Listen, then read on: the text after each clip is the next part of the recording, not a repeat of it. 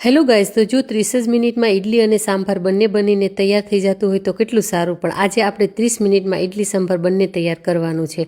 તો મેં અહીંયા 2 કપ રવામાં 1 કપ જાડું દહીં, 1 કપ પાણી નાખી સારી રીતે મિક્સ કરી 10 મિનિટ માટે ઢાંકીને સાઈડમાં રાખી દઈશું. શાકભાજીમાં ગાજર, ટામેટાં, ડુંગળી, બટાકા, રીંગણ, સરગવો અને મીઠો લીમડો લઈ લીધો. બધું શાકભાજી એક એક નંગ લીધું હતું અને ઝીણું કાપી લીધું. કડાઈમાં નાખ્યું તેલ, ગરમ થઈ ગયું, રાઈ, મરચાં, હિંગ, મીઠો લીમડો નાખી દીધો. હવે આપણે એમાં નાખવાની છે પહેલાં ડુંગળી અને બધું શાકભાજી નાખી સારી રીતે આપણે એને ચડવા દેવાનું છે. મીઠું અને અંદર હળદર નાખી દેવાની છે. તો ધીમો ગેસ રાખવાનો. ધીમા ગેસ ઉપર આપણે એને 2 થી 3 વખત ઢાંકણું ખોલી અને હલાવતું રહેવાનું છે.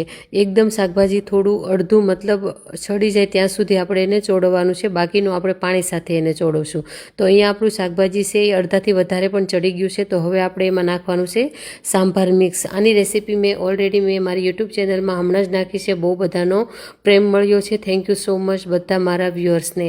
તો બસ 3 ચમચી જેટલો સાંભારનો પાવડર નાખી સારી રીતે મિક્સ કરી 2 થી 3 ગ્લાસ પાણી નાખી આપણે એને 7 થી 8 મિનિટ સુધી આમ જ એને ચડવા દેવાનું છે, જેથી કરીને બધા શાકભાજી સાથે બધું સારી રીતે મિક્સ થઈ જાય અને સાંભારનો ટેસ્ટ પણ સારો આવી જાય. તો અહીંયા આપણો જે સાંભાર છે બનીને તૈયાર થઈ ગયો છે. હજુ પણ આપણે એને 1 થી 2 મિનિટ માટે ચડવા દઈશું. તો બસ અહીંયા હું ઢાંકણું બંધ કરી દઈશ.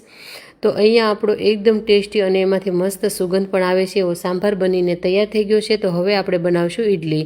તો ઇડલી બનાવવા માટે આપણે કુકરમાં નાખી દેવાનું છે 2 થી 3 ગ્લાસ પાણી. પાણીને ગરમ કરવા માટે મૂકી દેવાનું છે અને જે પ્લેટમાં આપણે ઇડલી બનાવવાની છે એને આપણે તેલ લગાવી દેવાનું છે.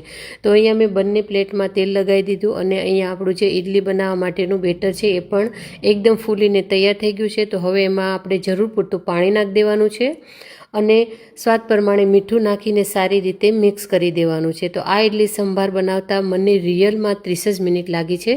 તમે પણ જરૂરથી ટ્રાય કરજો. બહુ ટેસ્ટી અને સ્વાદિષ્ટ બને છે રવાની ઇડલી અને એની સાથે આ મિક્સ સાંભાર. તો એક વારમાં જે પ્લેટમાં આવે એટલું મેં અલગથી બેટર લઈ લીધું છે એક વાસણમાં અને એમાં ઈનો નાખી દીધો. થોડું પાણી નાખી સારી રીતે એક ડાયરેક્શનમાં હલાવીને મિક્સ કરી દેવાનું અને ઇડલી સ્ટેન્ડમાં ઇડલીને મતલબ બેટર નાખી દેવાનું અને ઉપર થોડો મરી પાવડર નાખ્યો છે. અને આ ઇડલીને ચડવા માટે ફક્ત ને ફક્ત 10 જ મિનિટ લાગે છે. તો બસ અહીંયા ઢાંકણું બંધ કરી દેવાનું છે. તો અહીંયા જે આપણી ઇડલી છે 10 મિનિટમાં બનીને તૈયાર થઈ ગઈ છે. નીચે લઈ લેવાની, ઠંડી કરી લેવાની. ઠંડી થયા પછી જ આપણે એને પ્લેટમાંથી કાઢવાની છે. તો ફ્રેન્ડ્સ, આજે આપણે 30 જ મિનિટમાં ઇડલી અને સાંભાર બનાવીને તૈયાર કરી નાખ્યો છે. અને આજની આ રેસીપી તમને ગમી હોય તો પ્લીઝ વિડીયોને લાઇક કરજો, શેર કરજો અને સબસ્ક્રાઈબ કરવાનું ના ભૂલતા. Thank you so much friend કે તમે મારો વિડીયો આખો જોયો.